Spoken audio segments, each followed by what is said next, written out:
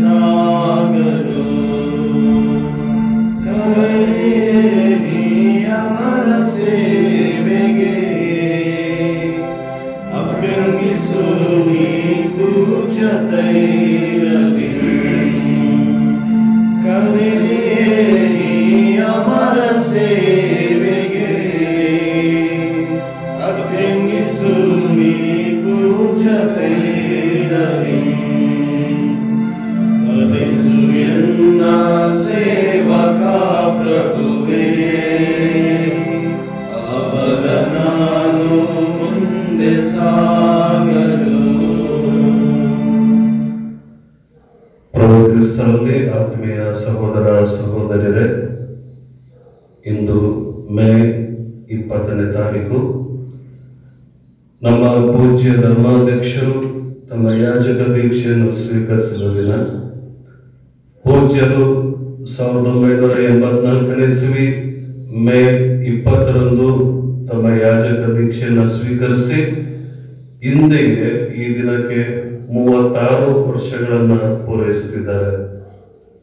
ಈ ಸವಿ ನೆನಪಿಗಾಗಿ ಪೂಜ್ಯರು ಇಂದಿನ ದಿವ್ಯ ಬಲಿ ಪೂಜೆಯನ್ನು ಅರ್ಪಿಸುತ್ತಿದ್ದಾರೆ. ದೇವರು ಪ್ರಭು ಯೇಸು ಕ್ರಿಸ್ತರು ತಮ್ಮ ಯಾಜಕತ್ವದಲ್ಲಿ ಇವರನ್ನು ಒಂದಾಗಿಸಿ ಅವರ ಯಾಜಕ ಸೇವೆಯ ಮೂಲಕ ಮಾಡಿದ ಎಲ್ಲ ಉಪಕಾರಗಳಿಗಾಗಿ ಅವರೆಂದು ಈ ದಿವ್ಯ ಬಲಿ ಪೂಜೆಯನ್ನ ಕೃತಜ್ಞತಾರ್ಥವಾಗಿ ಅರ್ಪಿಸುತ್ತಿದ್ದಾರೆ. ಈ ಶುಭ ಸಂದರ್ಭದಲ್ಲಿ ಅವರ ಮೇಷ ಪಾಲಕತ್ವದಲ್ಲಿ ಜೀವಿಸುತ್ತಿರುವ ನಾವೆಲ್ಲರೂ ನಮ್ಮ ಚಿಕ್ಕಮಗಳೂರು ಧರ್ಮಕ್ಷೇತ್ರದ ಎಲ್ಲ ಗುರು ಕನ್ಯಾ ಸ್ತ್ರೀಯರು ಸಮಸ್ತ ಭಕ್ತಾದಿಗಳು ಇಂದು ವಿಶೇಷವಾಗಿ ಇವರ ಸದುದ್ದೇಶಗಳಿಗಾಗಿ ಪ್ರಾರ್ಥಿಸೋಣ. ಯಾಜಕ ದೀಕ್ಷೆಯ ಸವಿ ನೆನಪು ಯಾಜಕ ಬದುಕಿನ ಸಾರ್ಥಕತೆಯ ವಿಚಾರದೊಂದಿಗೆ ಪ್ರಭುವಿನ ಹಾದಿಯಲ್ಲಿ ಇನ್ನೂ ಹೆಚ್ಚಿನ ರೀತಿಯಲ್ಲಿ ಸಾರ್ಥಕತೆಯನ್ನ ಫಲಪ್ರದತೆಯನ್ನ ಪಡೆದು ದೇವರಿಗೆ ಮಹಿಮೆಯನ್ನು ಸಲ್ಲಿಸುವ ಕ್ಷಣಗಳು ದಿನಗಳು ಆಗಲಿ ಎಂಬುದಾಗಿ ವಿಶೇಷವಾಗಿ ಪ್ರಾರ್ಥಿಸುವಾಗ ಪೂಜ್ಯರ ಈ ಸೇವಾ ಬದುಕಿಗೆ ಬೇಕಾದ ಒಳ್ಳೆಯ ಆಯುರಾರೋಗ್ಯಕ್ಕಾಗಿ, ಶಕ್ತಿ ಸಾಮರ್ಥ್ಯಕ್ಕಾಗಿ, ಶಾಂತಿ ಸಮಾಧಾನಕ್ಕಾಗಿ, ನೂರ್ಬಡಿ ಸಂಭಾವನೆಗಾಗಿ ನಾವೆಲ್ಲರೂ ಇಂದಿನ ದಿವ್ಯ ಬಲಿ ಪೂಜೆಯಲ್ಲಿ ವಿಶೇಷವಾಗಿ ಭಕ್ತಿಯಿಂದ ಪ್ರಾರ್ಥಿಸೋಣ. ಪಿತನ ಮತ್ತು ಸುತನ ಮತ್ತು ಪವಿತ್ರಾತ್ಮರ ನಾಮದಲ್ಲಿ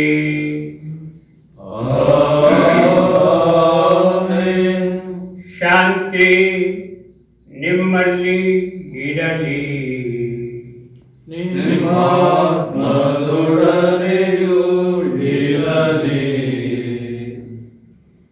ಸಹೋದರ ಸಹೋದರಿಯರೇ, ಈ ಪವಿತ್ರ ರಹಸ್ಯಗಳನ್ನು ಆಚರಿಸಲು ನಾವು ಯೋಗ್ಯರಾಗುವಂತೆ ನಮ್ಮ ಪಾಪಗಳನ್ನು ಒಪ್ಪಿಕೊಳ್ಳೋಣ.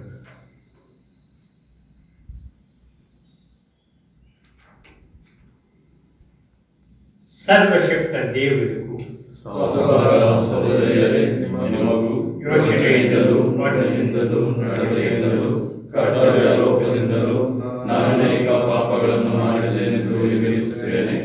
ನನ್ನ ಪಾಪವೇ ನನ್ನ ಪಾಪವೇ ನನ್ನ ಮಹಾಪಾಪವೇ. ಆದ್ದರಿಂದ ಸದಾ ಕಣಿಕೆಯಾದ ಸಂತ ಮರಿಯಮ್ಮನವರನ್ನು, ಸಕಲ ದೇವರನ್ನು, ಸಂತರನ್ನು, ಸಹೋದರ ಸಹೋದರಿಯರೇ, ನಿಮ್ಮನ್ನು ನನಗಾಗಿ ನಮ್ಮ ಪ್ರಭು ದೇವರನ್ನು ಪ್ರಾರ್ಥಿಸಬೇಕೆಂದು ಬೇಡಿಕೊಳ್ಳುತ್ತೇನೆ.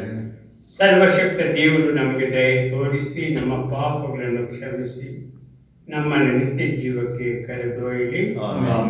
ಸ್ವಾಮಿ ದಯೆ ತೋರಿ, ಕ್ರಿಸ್ತರೇ ದಯೆ ತೋರಿ, ಸ್ವಾಮಿ ದಯೆ ತೋರಿ.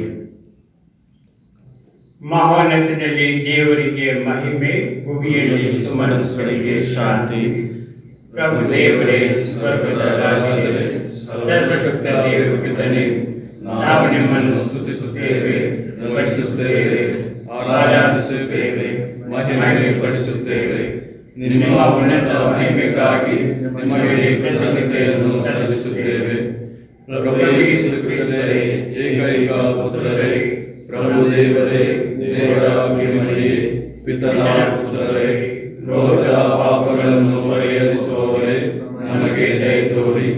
ಲೋಕದ ಪಾಪಗಳನ್ನು ಪರಿಹರಿಸುವವರೇ, ನಮ್ಮ ಪ್ರಾರ್ಥನೆಯನ್ನು ಅಂಗೀಕರಿಸಿರಿ. ಪಿತನ ಬಲಗಡೆಯಲ್ಲಿ ಆಸೀನರಾಗಿರುವವರೇ, ನಮಗೆ ದಯ ತೋರಿ. ಏಕೆಂದರೆ ನೀವೊಬ್ಬರೇ ಪರಿಶುದ್ಧರು, ನೀವೊಬ್ಬರೇ ಪ್ರಭು, ನೀವೊಬ್ಬರೇ ಮಹೋನ್ನತರು. ಯೇಸು ಕ್ರಿಸ್ತರೇ, ಪವಿತ್ರಾತ್ಮನೊಡನೆ ದೇವರ ಮಹಿಮೆಯಲ್ಲಿ ಇರುವವರು ನೀವು. ಆಮೆನ್. ಪ್ರಾರ್ಥಿಸೋಣ. ಪವಿತ್ರ ಪಿತನೇ, ಕ್ರಿಸ್ತರ ಅನಂತ ಯಾಜಕತ್ವದಲ್ಲಿ ಭಾಗಿಯಾಗಲು, ಧರ್ಮಸಭೆಯ ಸೇವೆಯನ್ನು ಕೈಗೊಳ್ಳಲು ಅಪಾತ್ರನಾದ ನನ್ನನ್ನು ಆಯ್ಕೆ ಮಾಡಿದ್ದೀರಿ. ಶುಭ ಸಂದೇಶವನ್ನು ಆಸಕ್ತಿಯಿಂದಲೂ ವಿನಯದಿಂದಲೂ ನಾನು ಬೋಧಿಸುವಂತೆಯೂ, ನಿಮ್ಮ ರಹಸ್ಯಗಳ ಪ್ರಾಮಾಣಿಕ ಮೇಲ್ವಿಚಾರಕನಾಗುವಂತೆಯೂ ಅನುಗ್ರಹಿಸಿರಿ. ನಿಮ್ಮೊಂದಿಗೆ ಪವಿತ್ರಾತ್ಮರ ಐಕ್ಯದಲ್ಲಿ ದೇವರಾಗಿ ಯುಗ ಯುಗಾಂತಕ್ಕೂ ಜೀವಿಸಿ ಆಳುವ ನಮ್ಮ ಪ್ರಭುವು ನಿಮ್ಮ ಪುತ್ರರು ಆಗಿರುವ ಯೇಸು ಕ್ರಿಸ್ತರ ಮುಖಾಂತರ ನಿಮ್ಮನ್ನು ಪ್ರಾರ್ಥಿಸುತ್ತೇವೆ. ಆಮೆನ್.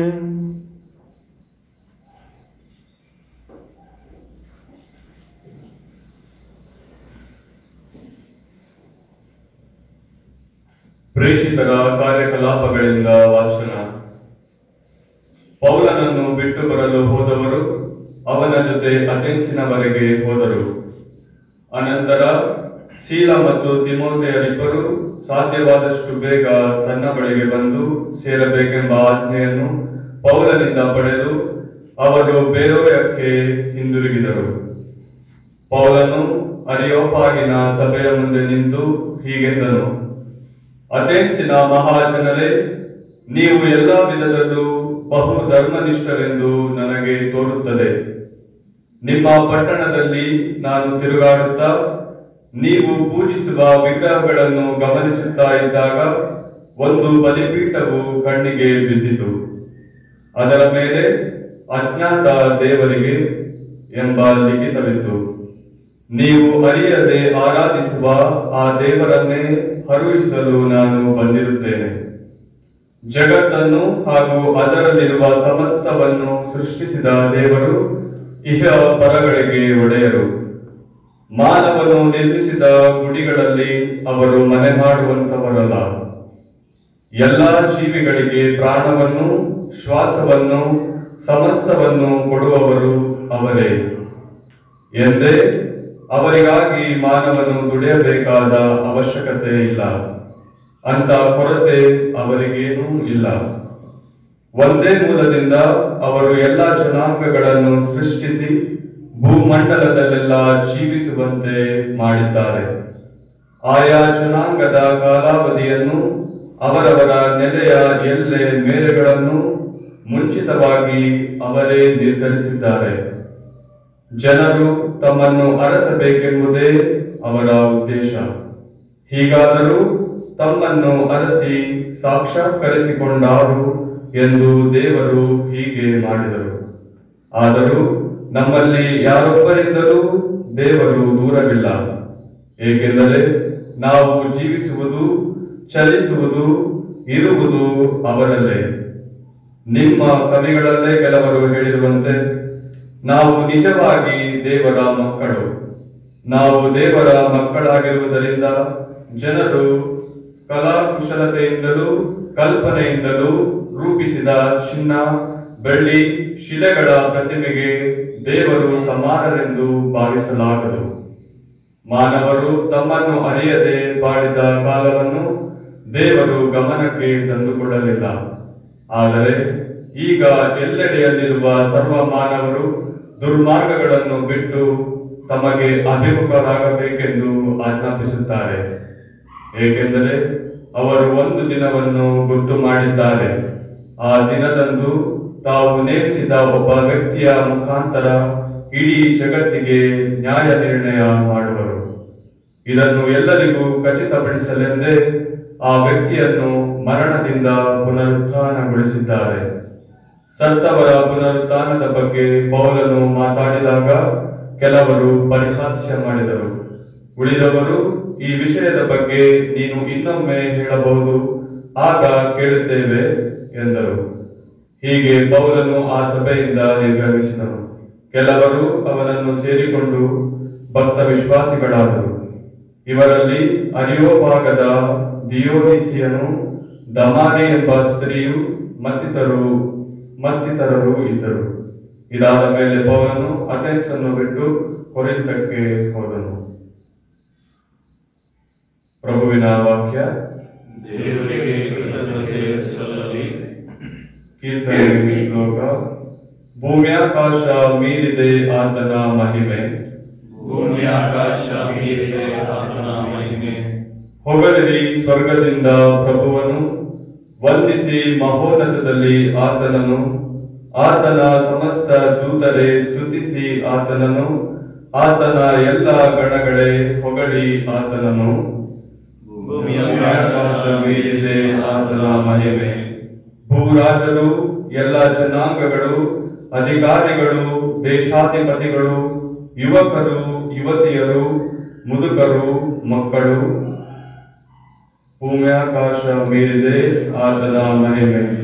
ಹೊಗಳಲಿ ಇವರೆಲ್ಲರೂ ಪ್ರಭುವಿನ ನಾಮವನ್ನು, ಭೂಮ್ಯಾಕಾಶ ಮೀರಿದ ಆತನ ಮಹಿಮೆಯನ್ನು, ಆತನ ಮಹತ್ತಾದ ಏಕೈಕ ನಾಮವನ್ನು. ಭೂಮ್ಯಾಕಾಶ ಮೀರಿದೆ ಆತನ ಮಹಿಮೆ. ಕೋಡು ಮೂಡಿಸಿಹನು ಪ್ರಭು ತನ್ನ ಪ್ರಜೆಗೆ, ಖ್ಯಾತಿ ತಂದಿಹನು ತನ್ನ ಭಕ್ತಾದಿಗಳಿಗೆ, ತನ್ನ ಆಪ್ತ ಜನರಾದ ಇಸ್ರಾಯೇಲರಿಗೆ. ಭೂಮ್ಯಾಕಾಶ ಮೀರಿದೆ ಆತನ ಮಹಿಮೆ.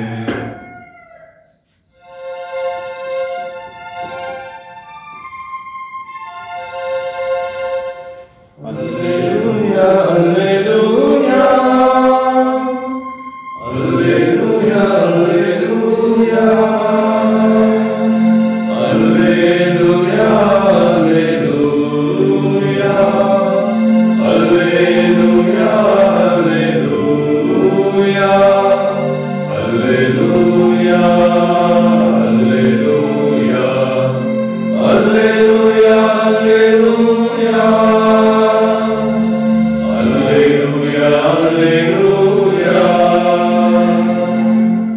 ನಾನು ಪಿತನನ್ನು ಕೇಳಿಕೊಳ್ಳುವೆನು, ಅವರು ನಿಮಗೆ ಬೇರೊಬ್ಬ ಪೋಷಕರನ್ನು ಕೊಡುವರು, ಇವರು ನಿಮ್ಮೊಡನೆ ಯಾವಾಗಲೂ ಇರುವರು. Alleluia, alleluia, alleluia, alleluia,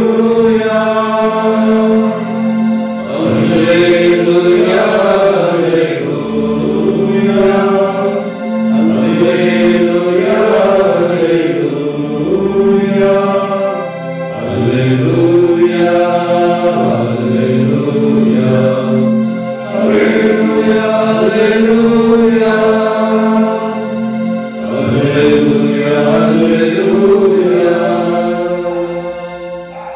ಪ್ರಭು ನಿಮ್ಮೊಡನೆ ಇರಲಿ. ಯವನ್ನರು ಬರೆದ ಪವಿತ್ರ ಶುಭ ಸಂದೇಶದಿಂದ ವಾಚನ. ಪ್ರಭು ನಿಮಗೆ ಮಹಿಮೆ ಸಲ್ಲಲಿ. ಆ ಕಾಲದಲ್ಲಿ ಯೇಸು ತಮ್ಮ ಶಿಷ್ಯರಿಗೆ ಹೀಗೆಂದರು, ನಾನು ನಿಮಗೆ ಹೇಳಬೇಕಾದುದು ಇನ್ನೂ ಎಷ್ಟೋ ಇದೆ, ಸದ್ಯಕ್ಕೆ ಅವು ನಿಮಗೆ ಹೊರಲಾಗದ ಹೊರೆಯಾಗಬಾರದು. ಹೇಗೂ ಸತ್ಯ ಸ್ವರೂಪಿಯಾದ ಪವಿತ್ರಾತ್ಮರು ಬಂದ ಮೇಲೆ ನಿಮ್ಮನ್ನು ಸಮಗ್ರ ಸತ್ಯದೆಡೆಗೆ ಕರೆದೊಯ್ಯುವರು. ಅವರು ತಮ್ಮಷ್ಟಕ್ಕೆ ತಾವೇ ಏನನ್ನು ಬೋಧಿಸದೆ ತಾವು ಕೇಳಿದುದನ್ನು ಕುರಿತೇ ಮಾತನಾಡುವರು. ಮುಂದೆ ನಡೆಯಲಿರುವುದನ್ನು ನಿಮಗೆ ತಿಳಿಸುವರು. ಅವರು ನಾನು ಹೇಳಿದವರಿಂದಲೇ ಆಯ್ದು ನಿಮಗೆ ತಿಳಿಯಪಡಿಸಿ ನನ್ನ ಮಹಿಮೆಯನ್ನು ಬೆಳಗಿಸುವರು. ಪಿತನಿಗೆ ಇರುವುದೆಲ್ಲವೂ ನನ್ನದೇ. ಆದ್ದರಿಂದಲೇ ಪವಿತ್ರಾತ್ಮರು ನಾನು ಹೇಳಿದವರಿಂದಲೇ ಆಯ್ದು ನಿಮಗೆ ತಿಳಿಯಪಡಿಸುವರೆಂದು ನಾನು ಹೇಳಿದ್ದು.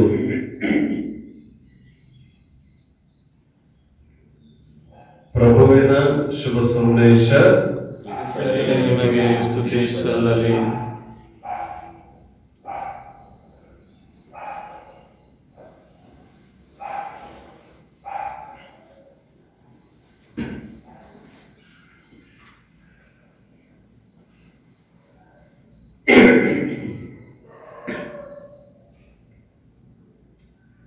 ಪ್ರಭು ಯೇಸುವಿನಲ್ಲಿ ಅತಿ ಪ್ರೀತಿಯ ಸಹೋದರ ಸಹೋದರಿಯರೇ,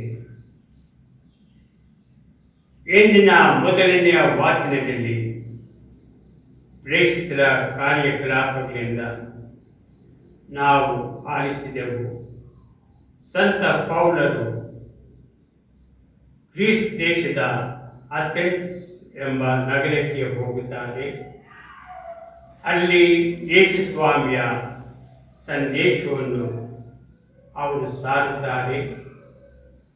ಆದರೆ ಅಲ್ಲಿನ ಜನರು ಆ ಸಂದೇಶಕ್ಕೆ ಅಷ್ಟೊಂದು ಪ್ರಾಮುಖ್ಯತೆಯನ್ನು ಕೊಡಲಿಲ್ಲ. ಆದರೆ ಸಂತ ಪೌಲರು ಅಥೆನ್ಸ್ ನಗರದ ಅರಿಯೋಪಾಗ ಎಂಬ ಸ್ಥಳಕ್ಕೆ ಹೋಗುತ್ತಾರೆ. ಆ ಅರಿಯೋಪಾಗ ಸ್ಥಳದಲ್ಲಿ ಸಂತ ಪೌಲರು ನೂರಾರು ದೇವರಿಗೆ ದೇವತೆಗಳಿಗೆ ಕಟ್ಟಿರುವ ಪೀಠಗಳನ್ನು ನೋಡುತ್ತಾರೆ. ಮತ್ತು ನಮಗೆಲ್ಲ ಗೊತ್ತಿರುವ ಹಾಗೆ ಅಥೆನ್ಸ್ ನಗರ ಒಂದು ಪ್ರಾಮುಖ್ಯವಾದ ನಗರ, ಬುದ್ಧಿಶಾಲಿಗಳ ನಗರ. ಅಲ್ಲಿ ಅನೇಕ ತತ್ವಜ್ಞಾನಿಗಳು, ನಮಗೆಲ್ಲ ಗೊತ್ತಿರುವ ಹಾಗೆ ಈ ತತ್ವಜ್ಞಾನಿಗಳ ಹೆಸರುಗಳನ್ನು ಕೇಳಿದ್ದೇವೆ. ಸಾಕ್ರಟೀಸ್, ಅರಿಸ್ಟಾಟಲ್ ಇವರೆಲ್ಲ ಈ ನಗರದಿಂದ ಬಂದವರು. ಈ ನಗರದ ಜನರು, ಗ್ರೀಸ್ ದೇಶದ ನಗರದ ಜನರು, ಅವರು ತುಂಬ ಬುದ್ಧಿಶಾಲಿಗಳು. ಅನೇಕ ವಿಷಯಗಳನ್ನು ಅವರು ಚರ್ಚಿಸುತ್ತಿದ್ದರು. ಅದರಲ್ಲಿ ಈ ಹಿನ್ನೆಲೆ, ಈ ವಾಚನದ ಹಿನ್ನೆಲೆ ಏನೆಂದರೆ, ಸಂತ ಪೌಲರು ಅರಿಯೋಪಾಗಕ್ಕೆ ಹೋಗುವ ಸಮಯದಲ್ಲಿ ಸುಮಾರು 600 ವರ್ಷಗಳ ಹಿಂದೆ ಆ ಅಥೆನ್ಸ್ ನಗರದಲ್ಲಿ ಒಂದು ಭಯಾನಕ ಸಾಂಕ್ರಾಮಿಕ ರೋಗ, ವೈರಾಣು ರೋಗ ಅಲ್ಲಿ ಹಬ್ಬುತ್ತದೆ. ಅದೊಂದು ಪ್ಲೇಗ್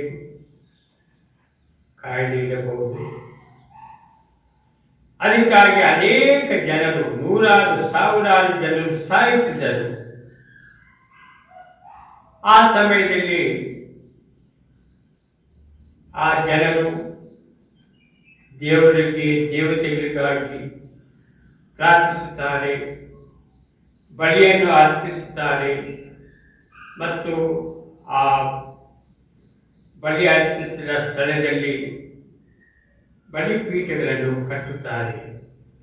ನೂರಾರು ಬಲಿಪೀಠಗಳಿದ್ದವು. ಸಂತ ಪೌಲರು ಹಾಗೆ ಹೋಗುತ್ತಿರುವಾಗ ಈ ನೂರಾರು ಬಲಿಪೀಠಗಳನ್ನು ನೋಡಿ ಒಂದೇ ಒಂದು ಬಲಿಪೀಠ ಇತ್ತು. ಆ ಬಲಿಪೀಠದ ಮೇಲೆ ಏನು ಬರೆದಿತ್ತು? ಗೊತ್ತಿಲ್ಲದ ದೇವರಿಗಾಗಿ, ಅಂದರೆ ಅಜ್ಞಾತ ದೇವರಿಗೆ, ಗೊತ್ತಿಲ್ಲದ ದೇವರಿಗಾಗಿ ಒಂದು ಬಲಿಪೀಠವನ್ನು ಕಟ್ಟಿದರು.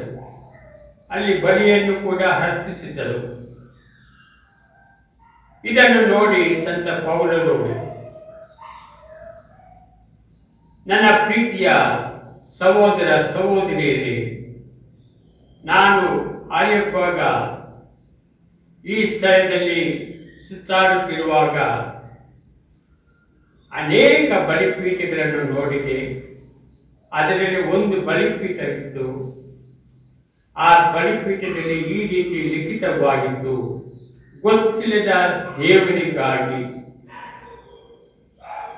ಆ ಗೊತ್ತಿಲ್ಲದ ದೇವರ ಪರವಾಗಿ ಮಾತನಾಡಲು ನಾನು ಬಂದಿದ್ದೇನೆ. ಆ ಗೊತ್ತಿಲ್ಲದ ದೇವರು ಯಾರು? ಆ ಗೊತ್ತಿಲ್ಲದ ದೇವರು ಯೇಸು ಕ್ರಿಸ್ತರು.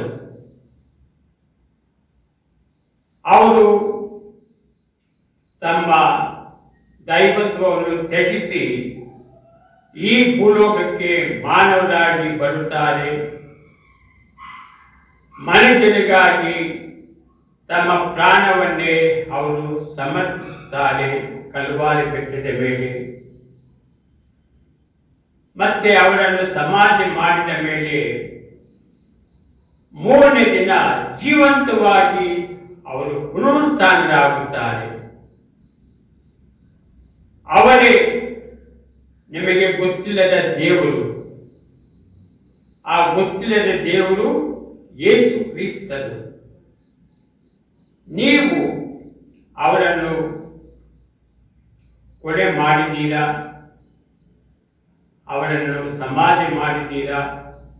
ಆದರೆ ಅವರು ಜಯಶಾಲಿಯಾಗಿ ಪುನರುತ್ಥಾನವಾಗಿ ಜೀವಂತವಾಗಿ ಮೂರನೇ ದಿನ ಎಲ್ಲರಿಗೂ ಕಾಣಿಸಿಕೊಳ್ಳುತ್ತಾರೆ. ಅಪೊಸ್ತಲರಿಗೆ ಮತ್ತು ಅವರ ಹಿಂಬಾಲಕರಿಗೆ ಕಾಣಿಸಿಕೊಳ್ಳುತ್ತಾರೆ ಮತ್ತು ಅವರಿಗೆ ಅನೇಕ ಮಾಹಿತಿಗಳನ್ನು ಸಂತ ಪೌಲರು ತಿಳಿಸುತ್ತಾರೆ. ಆದರೆ ಆ ಅಥೆನ್ಸ್ ನಗರದ ಜನರು ಸಂತ ಪೌಲನ ಆ ಬೋಧನೆಯನ್ನು ಏನೋ ಒಂದು ಪರಿಹಾಸವಾಗಿ ಕಾಣುತ್ತಾರೆ. ಆದರೆ ಕೊನೆಯಲ್ಲಿ ನಾವು ನೋಡುತ್ತೇವೆ, ಕೆಲವರು ಯೇಸು ಸ್ವಾಮಿಯ ಬೋಧನೆಯನ್ನು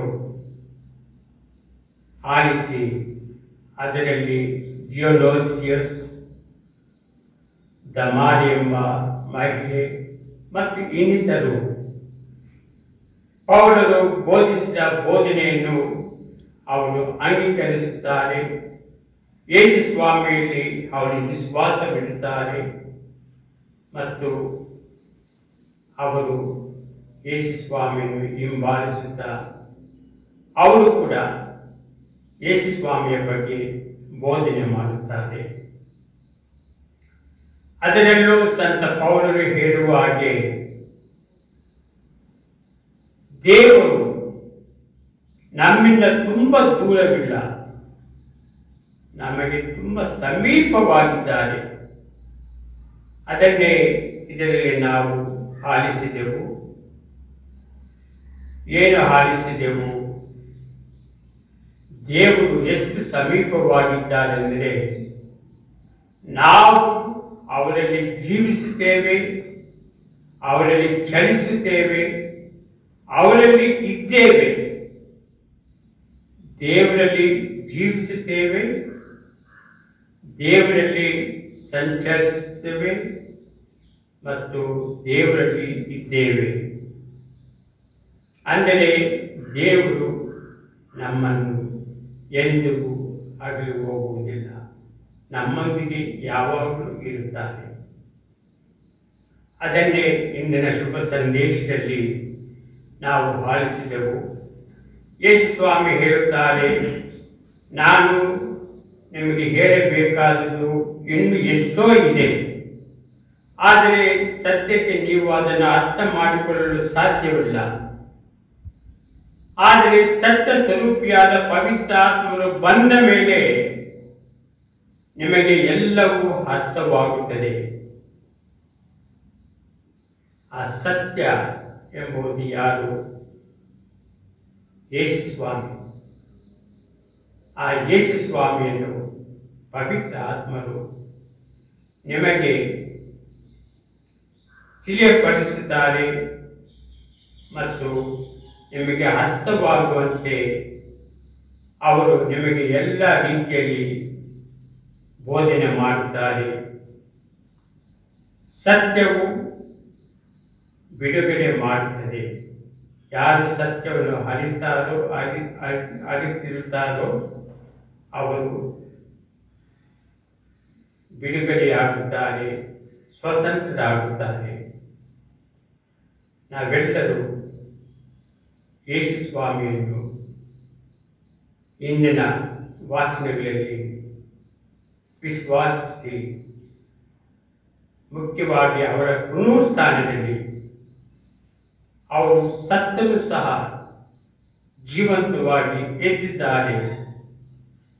ನಾವು ಅವರ ಪುನರುತ್ಥಾನದಲ್ಲಿ ಭಾಗಿಯಾಗಿದ್ದೇವೆ. ಪ್ರತಿದಿನ ಅವರ ಪುನರುತ್ಥಾನದಲ್ಲಿ ನಾವು ಜೀವಿಸುತ್ತೇವೆ, ಚಲಿಸುತ್ತೇವೆ, ನಾವು ಅವರಲ್ಲಿ ಇದ್ದೇವೆ ಎಂಬ ಮನವರಿಕೆ ನಮ್ಮಲ್ಲಿ ಯಾವಾಗಲೂ ಇರಬೇಕು. ಇದಕ್ಕಾಗಿ ಈಗ ನಾವೆಲ್ಲರೂ ನಮಗೆಲ್ಲ ಗೊತ್ತಿರುವ ಹಾಗೆ ಇಡೀ ವಿಶ್ವದಲ್ಲಿ ಈ ಕೊರೋನಾ ವೈರಸ್ ತುಂಬ ಕಡೆ ಹಬ್ಬುತ್ತಾ ಇದೆ. ಎಷ್ಟೋ ದೇಶಗಳಲ್ಲಿ ಎಷ್ಟೋ ಜನರು ತಮ್ಮ ಪ್ರಾಣವನ್ನು ಅರ್ಪಿಸಿದ್ದಾರೆ. ಮತ್ತು ಅದರಲ್ಲೂ ವಾರಿಯರ್ಸ್ ಎಂಬವರು, ದಾದಿಯರು, ವೈದ್ಯರು, ಅವರು ಕೂಡ ತಮ್ಮ ಪ್ರಾಣವನ್ನು ಕಳೆದುಕೊಂಡಿದ್ದಾರೆ. ನಾವು ಈ ಬಲಿಪೂಜೆಯಲ್ಲಿ ವಿಶೇಷವಾಗಿ ಈ ಕೊರೋನಾ ವೈರಸ್ ಆದಷ್ಟು ಬೇಗ ನಮ್ಮನ್ನು ಬಿಡುಗಡೆಗೊಳಿಸಲಿ ಮತ್ತು ನಾವು ಧೈರ್ಯದಿಂದ ಅದನ್ನು ಎದುರಿಸಿ ನಮ್ಮ ಜೀವನವನ್ನು, ನಮ್ಮ ಪ್ರತಿದಿನದ ಜೀವನವನ್ನು ನಾವು ಸಾಗಿಸಬೇಕು. ಇದಕ್ಕಾಗಿ ನಮ್ಮ ತಾಯಿ ಮರಿಯರು ನಮಗೆ ಬೇಕಾದ ಎಲ್ಲ ಆಶೀರ್ವಾದವನ್ನು, ಸಹಾಯವನ್ನು ನೀಡಲೆಂದು ಈ ಬಲಿಪೂಜೆಯಲ್ಲಿ ಪ್ರಾರ್ಥಿಸೋಣ. ಆಮೆನ್.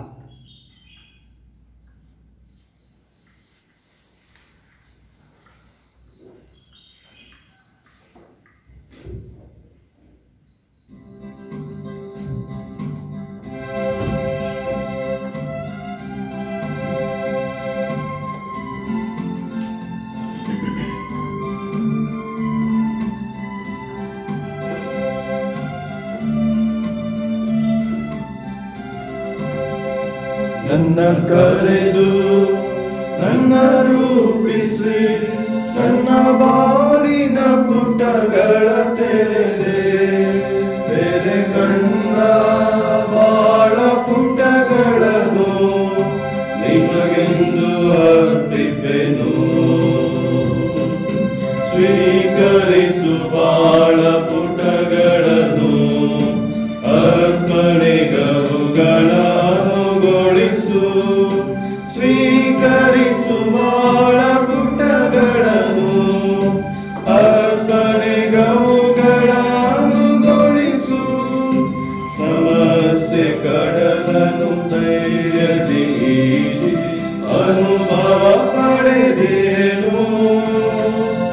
ಅನುಭವ ಫಲವನ್ನು ಅರ್ಪಣೆಯಾಗಿ ಅರ್ಪಿಸ ಬಂದೇನು. ಹೋರಾಟ ಬದುಕಿನ ವನವಾಸದಿನ ಚರಿ ಪುಟ ಪುಟ ತೆರೆದು ಅರ್ಪಿಪೆನು. ಸ್ವೀಕರಿಸು ಬಾಳ ಪುಟಗಳನ್ನು, ಅರ್ಪಣೆಗವುಗಳನ್ನು ಸ್ವೀಕರಿಸು ಬಾಳ ಪುಟಗಳನ್ನು,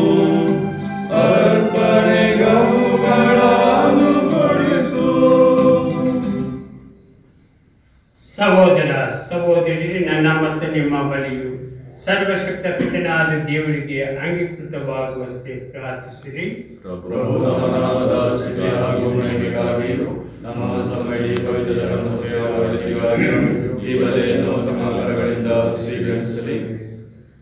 ಪ್ರಭು ನಿಮ್ಮ ಸೇವೆಯನ್ನು ಮತ್ತಷ್ಟು ಅಗಾಧವಾಗಿ ಮಾಡಲು ನೆರವಾಗುವಂತೆ ನಿಮಗೆ ಈ ಸ್ತುತಿ ಬಲಿಯನ್ನು ಅರ್ಪಿಸುತ್ತಿದ್ದೇವೆ. ಹೀಗೆ ನಮ್ಮ ಅನರ್ಹತೆಯನ್ನು ಲೆಕ್ಕಿಸದೆ ತಾವು ಅನುಗ್ರಹಿಸಿದನ್ನು ತಮ್ಮ ದಯೆಯಿಂದಲೇ ಸಂಪೂರ್ಣತೆಗೆ ತನ್ನಿರಿ. ನಮ್ಮ ಪ್ರಭು ಕ್ರಿಸ್ತರ ಮುಖಾಂತರ ನಿಮ್ಮನ್ನು ಪ್ರಾರ್ಥಿಸುತ್ತೇವೆ.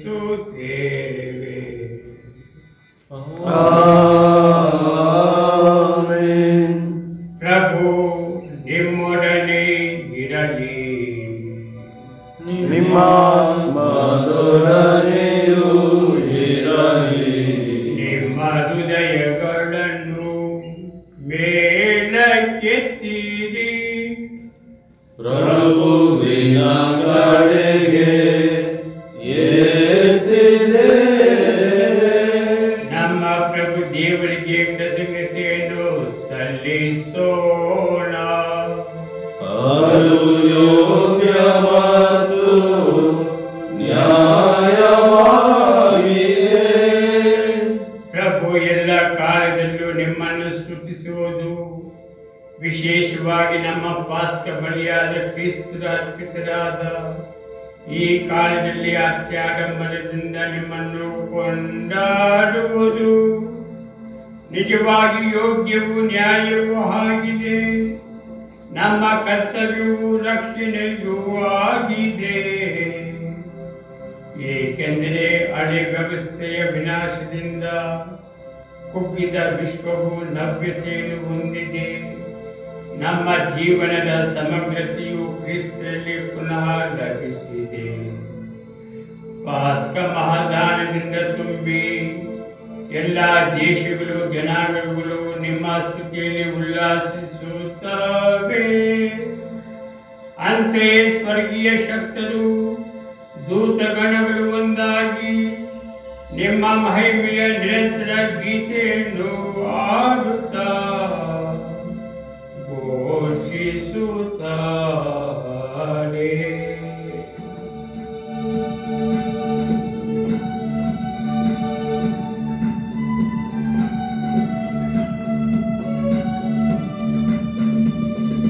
ಪರಿಶುದ್ಧರು ಪರಿಶುದ್ಧರು ಸೇನಾಧೀಶ್ವರ ಪ್ರಭುದೇವರು. ಪರಿಶುದ್ಧರು ಪರಿಶುದ್ಧರು ಇಹ ಪರಗಳು ನಿಮ್ಮ ಮಹಿಮೆಯಿಂದ ತುಂಬಿವೆ. ಮಹೋನ್ನತದಲ್ಲಿ ಹೋಸಾನ, ಮಹೋನ್ನತದಲ್ಲಿ ಹೋಸಾನ, ಮಹೋನ್ನತದಲ್ಲಿ ಹೋಸಾನ, ಮಹೋನ್ನತದಲ್ಲಿ ಹೋಸಾನ. ಪ್ರಭುವಿನ ನಾಮದಲ್ಲಿ ಬರುವವರು ಸ್ತುತಿಗೆ ಪಾತ್ರರು. ಮಹೋನ್ನತದಲ್ಲಿ ಹೋಸಾನ, ಮಹೋನ್ನತದಲ್ಲಿ ಹೋಸಾನ, ಮಹೋನ್ನತದಲ್ಲಿ ಹೋಸಾನ, ಮಹೋನ್ನತದಲ್ಲಿ ಹೋಸಾನ. ಪ್ರಭು ನೀವು ನಿಜವಾಗಿಯೂ ಪರಿಶುದ್ಧರು, ಸರ್ವ ಪರಿಶುದ್ಧತೆಯ ಬುದ್ಧಿಯೂ ನೀವೇ. ಈ ಕೊಡುಗೆಗಳ ಮೇಲೆ ನಿಮ್ಮ ಪವಿತ್ರ ಆತ್ಮರನ್ನು ಇಬ್ಬನಿಯಂತೆ ಸುರಿಸಿ ಪಾವನಗೊಳಿಸಲೆಂದು ಪ್ರಾರ್ಥಿಸುತ್ತೇವೆ.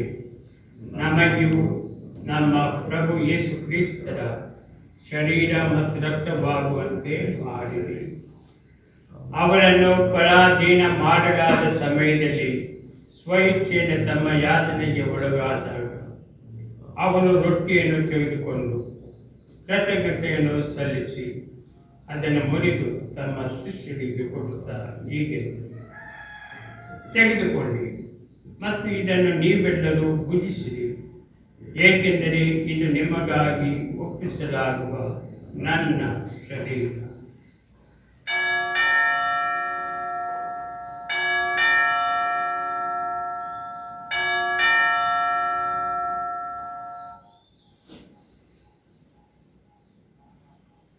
ಅಂತೆಯೇ ಭೋಜನದ ಅಂತ್ಯದಲ್ಲಿ ಅವರು ಪಾನ ಪಾತ್ರೆಯನ್ನು ತೆಗೆದುಕೊಂಡು ಮತ್ತೊಮ್ಮೆ ನಿಮಗೆ ಕೃತಜ್ಞತೆಯನ್ನು ಸಲ್ಲಿಸಿ ತಮ್ಮ ಶಿಷ್ಯರಿಗೆ ಕೊಡುತ್ತಾ ಹೀಗೆಂದರು, ತೆಗೆದುಕೊಳ್ಳಿ ಮತ್ತು ಇದರಿಂದ ನೀವೆಲ್ಲರೂ ಪಾನ ಮಾಡಿರಿ, ಏಕೆಂದರೆ ಇದು ಹೊಸ ಮತ್ತು ಅನಂತ ಒಡಂಬಡಿಕೆಯ ನನ್ನ ರಕ್ತದ ಪಾತ್ರೆ.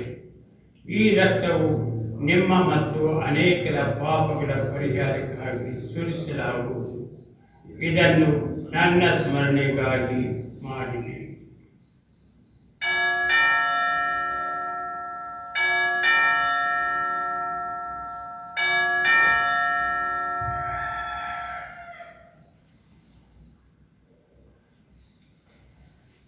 ವಿಶ್ವಾಸದ ರಹಸ್ಯ. ಪ್ರಭು ನಿಮ್ಮ ಮರಣವನ್ನು ಸಾರುತ್ತೇವೆ, ನೀವು ಮರಳಿ ಬರುವ ತನಕ ನಿಮ್ಮ ಪುನರುತ್ಥಾನವನ್ನು ನಿವೇದಿಸುತ್ತೇವೆ. ಆದ್ದರಿಂದ ಪ್ರಭು ನಿಮ್ಮ ಸಮ್ಮುಖದಲ್ಲಿ ನಿಂತು ಸೇವೆ ಸಲ್ಲಿಸಲು ನಮ್ಮನ್ನು ಯೋಗ್ಯರೆಂದು ಪರಿಗಣಿಸುವುದಕ್ಕಾಗಿ ನಿಮಗೆ ಕೃತಜ್ಞತೆಯನ್ನು ಸಲ್ಲಿಸುತ್ತೇವೆ. ಕ್ರಿಸ್ತರ ಮರಣ ಮತ್ತು ಪುನರುತ್ಥಾನದ ಸ್ಮರಣೆಯನ್ನು ಆಚರಿಸುತ್ತಾ ಜೀವವಿರುವ ರೊಟ್ಟಿಯನ್ನು ದಕ್ಷಿಣೆಯುವ ಪಾತ್ರೆಯನ್ನು ನಿಮಗೆ ಅರ್ಪಿಸುತ್ತೇವೆ. ಕ್ರಿಸ್ತರ ಶರೀರ ಮತ್ತು ರಕ್ತದಲ್ಲಿ ಪಾಲ್ಗೊಳ್ಳುವ ನಮ್ಮನ್ನು ಪವಿತ್ರ ಆತ್ಮನು ಒಂದುಗೂಡಿಸಬೇಕೆಂದು ನಿಮ್ಮನ್ನು ವಿನಯದಿಂದ ವಿನಯಿಸುತ್ತೇವೆ. ಪ್ರಭು ನಿಮ್ಮ ವಿಶ್ವವ್ಯಾಪಿ ಧರ್ಮಸಭೆಯನ್ನು ಸ್ಮರಿಸಿಕೊಳ್ಳಿರಿ. ನಮ್ಮ ವಿಶ್ವಗುರು ಫ್ರಾನ್ಸಿಸ್ ಅವರೊಂದಿಗೂ ನಮ್ಮ ಧರ್ಮಾಧ್ಯಕ್ಷ ಅಂತೋಣಿ ಸ್ವಾಮಿ ಅವರೊಂದಿಗೂ ಸಕಲ ಯಾಜಕರೊಂದಿಗೂ ಅದನ್ನು ಪ್ರೀತಿಯ ಪರಿಪೂರ್ಣತೆಯೆಡೆಗೆ ಮುನ್ನಡೆಸಿರಿ. ಪ್ರಭು ಪುನರುತ್ಥಾನದ ನಿರೀಕ್ಷೆಯಲ್ಲಿ ವಿಶ್ರಮಿಸುತ್ತಿರುವ ನಮ್ಮ ಸಹೋದರ ಸಹೋದರಿಯರನ್ನು ನಿಮ್ಮ ದಯೆಯಲ್ಲಿ ಮೃತರೆಲ್ಲರನ್ನು ಸ್ಮರಿಸಿಕೊಳ್ಳಿರಿ. ಅವರನ್ನು ನಿಮ್ಮ ಸಮ್ಮುಖದ ಪ್ರಭೆಗೆ ಬರಮಾಡಿರಿ. ನಮ್ಮ ಮೇಲೂ ದಯೆ ತೋರಿರಿ. ನೀವು ಮಾತೆ ಪೂಜ್ಯ ಕನ್ಯಾ ಮರಿಯಮ್ಮನವರೊಂದಿಗೂ ಆಕೆಯ ಪತಿ ಜೋಸೆಫ್ ಅವರೊಂದಿಗೂ ಪುನೀತ ಪ್ರೇಷಿತರೊಂದಿಗೂ ಎಲ್ಲ ಕಾಲಗಳಲ್ಲಿ ನಿಮ್ಮ ಮೆಚ್ಚುಗೆಗೆ ಪಾತ್ರರಾದ ಸಕಲ ಸಂತರೊಂದಿಗೂ ನಾವು ನಿತ್ಯ ಜೀವನದಲ್ಲಿ ಸಹಭಾಗಿಗಳಾಗಿ ನಿಮ್ಮನ್ನು ಸ್ತುತಿಸಿ ಮಹಿಮೆ ಪಡಿಸುವಂತೆ ನಿಮ್ಮ ಪುತ್ರ ಯೇಸು ಕ್ರಿಸ್ತರ ಮುಖಾಂತರ ನಿಮ್ಮನ್ನು ಪ್ರಾರ್ಥಿಸುತ್ತೇವೆ. ಇವರ ಮುಖಾಂತರವು ಇವರೊಂದಿಗೂ ಇವರಲ್ಲಿಯೂ ಸರ್ವಶಕ್ತ ತಂದೆಯಾದ ದೇವರೇ, ಪವಿತ್ರಾತ್ಮರ ಐಕ್ಯದಲ್ಲಿ ಸರ್ವ ಗೌರವವು ಮಹಿಮೆಯು ಯುಗ ಯುಗಾಂತರಕ್ಕೂ ನಿಮಗೆ ಸಲ್ಲಲಿ.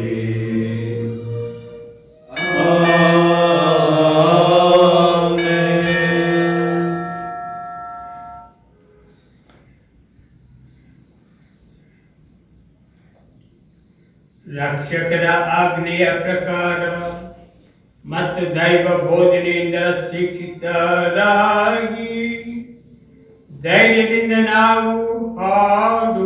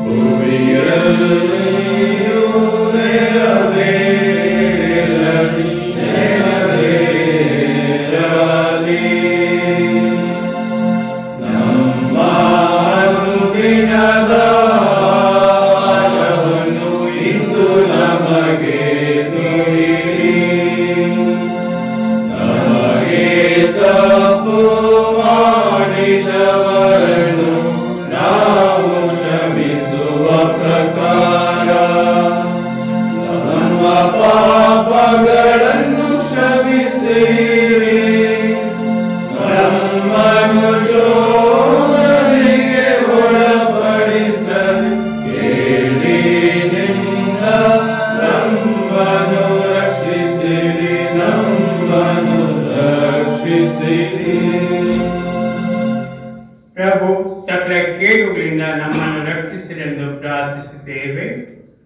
ನಿಮ್ಮ ದಯೆಯ ನೆರವನ್ನು ಪಡೆದು ಪಾಪದಿಂದ ಸದಾ ವಿಮುಕ್ತರಾಗಿ ಎಲ್ಲ ಸಂಕಷ್ಟಗಳಿಂದ ಸುರಕ್ಷಿತರಾಗಿರುವಂತೆ ನಮ್ಮ ಜೀವಮಾನದಲ್ಲಿ ಶಾಂತಿಯನ್ನು ದಯೆಯಿಂದ ಕರುಣಿಸಿರಿ.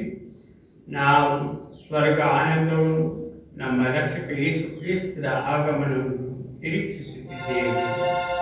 ಏಕೆಂದರೆ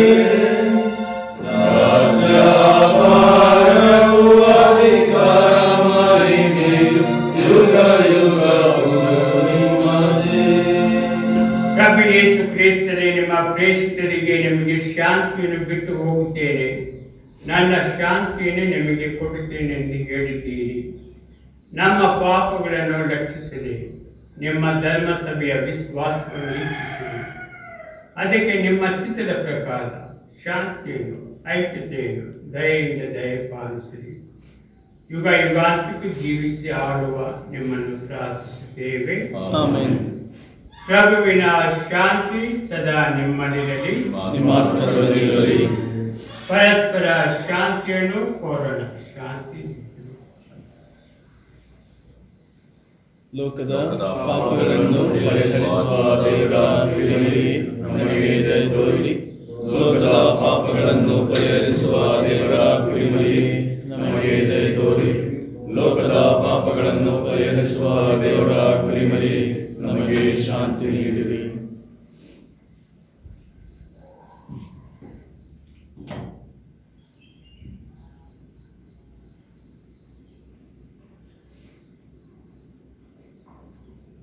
ಇಗೋ ದೇವರ ಕುರಿಮರಿ, ಇಗೋ ಇವರೇ ಲೋಕದ ಪಾಪಗಳನ್ನು ಪರಿಹರಿಸುವವರು. ಕುರಿಮರಿಯ ಭೋಜನಕ್ಕೆ ಆಹ್ವಾನಿತರು ಭಾಗ್ಯವಂತರು. ಪ್ರಭು ತಾವು ನನ್ನ ಮನೆಯನ್ನು ಪ್ರವೇಶಿಸಲು ನಾನು ಪಾತ್ರನಲ್ಲ, ಆದರೆ ತಾವು ಮಾತನಾಡಿದ್ದೀರಿ, ನಾನು ಸ್ವಸ್ಥವಾಗುವುದು.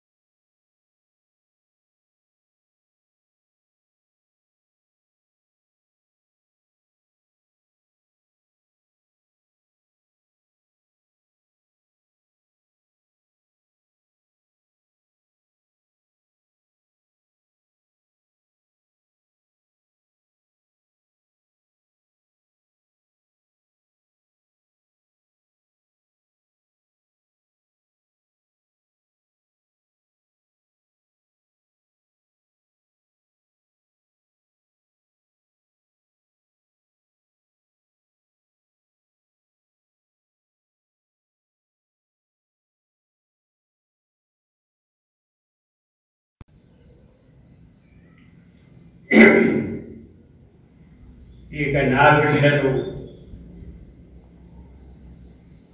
ಬಲಿಪೂಜೆಯಲ್ಲಿ ಭಾಗವಹಿಸಲು ಸಾಧ್ಯವಾಗುತ್ತಿಲ್ಲ. ಆದರೆ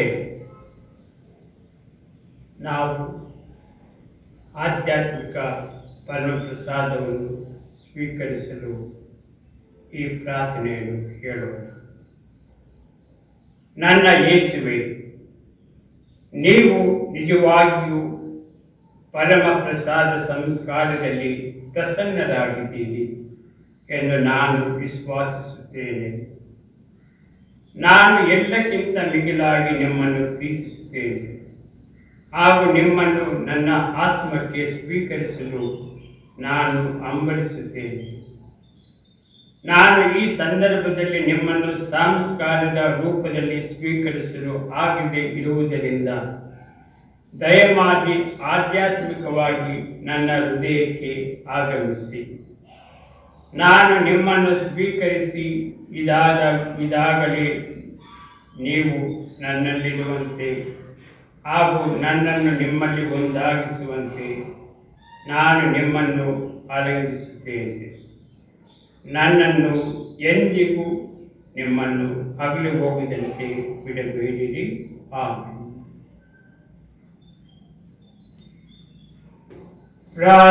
ಪ್ರಾರ್ಥಿಸೋಣ.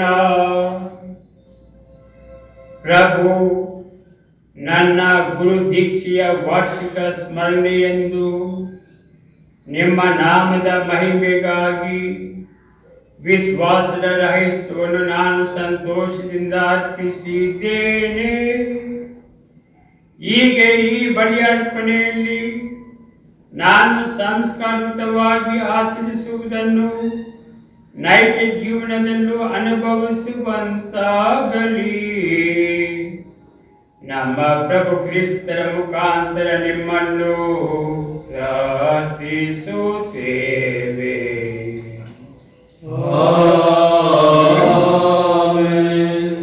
ಪ್ರೀತಿಯ ಗುರುಗಳೇ, ಧಾರ್ಮಿಕ ಸಭೆಯವರೇ ಮತ್ತು ಭಕ್ತಾದಿಗಳೇ, ವಂದನೆಯ ಸ್ವಾಮಿ ವಿಜಯ್ ಕುಮಾರ್ ಬಲಿಪೂಜೆಯ ಮುಂಚೆ ಪೀಠಿಕೆಯಲ್ಲಿ ಹೇಳಿದ ಹಾಗೆ ನಾನು ಇಂದಿಗೆ 36 ವರ್ಷಗಳ ಗುರು ಜೀವನವನ್ನು ಮುಗಿಸಿದ್ದೇನೆ. ದಯಾಮಯ ದೇವರು ನನಗೆ ಈ ವರವನ್ನು ಕೊಟ್ಟಿರುವುದಕ್ಕಾಗಿ ಅವರಿಗೆ ಕೋಟಿ ಕೋಟಿ ನಮನಗಳನ್ನು ಸಲ್ಲಿಸುತ್ತೇನೆ.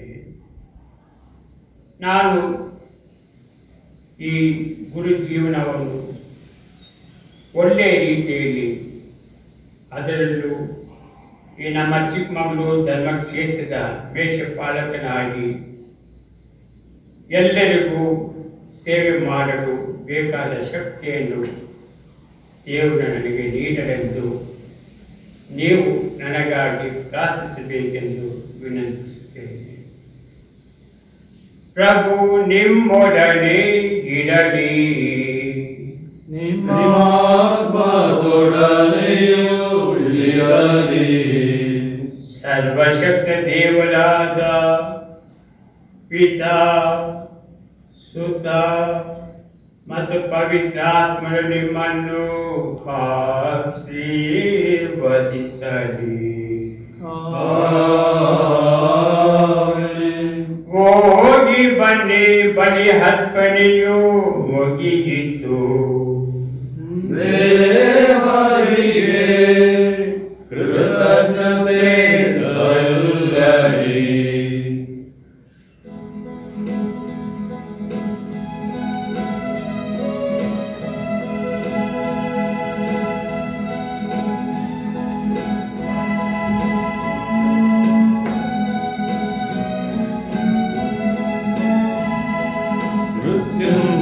ಮೃತ್ಯುಂಜಯರಾಧರಿಸು, ಭೂಸ್ವರ್ಗವೇ ಹರ್ಷಿಸು, ಕ್ರಿಸ್ತಿಸು ವಂಸ್ತುತಿಸು, ನಿತ್ಯವೂ